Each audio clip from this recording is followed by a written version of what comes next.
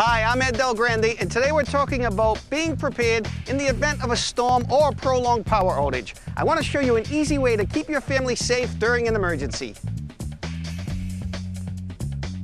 Well, the best way to prepare is to make sure you have a generator well in advance of the storm. That way you'll be prepared. But whether you have a generator or not, there are some precautions and some objects you should have on hand, and I recommend getting one of these. You can make it yourself. It's an emergency storm bucket, that's what I call it, and the bucket itself will contain all these objects, believe it or not. Yes, they all fit inside, and a lid keeps them all fresh and dust-free. Now, once you take off the lid, I want to point out that the bucket itself is a tool. If you live on a well and you need to flush your toilets, well, you can keep a bathtub filled with water, dip that in, and you can flush your toilets with a bucket. Some other objects you have, you do need flashlights, emergency kits like the first aid kits, batteries, matches, candles, safety gear if you're removing debris, and also make sure you have a disposable camera. See, this camera can document all the damage, or can even take pictures before the storm so the insurance company can see just what you lost. Speaking of losing things,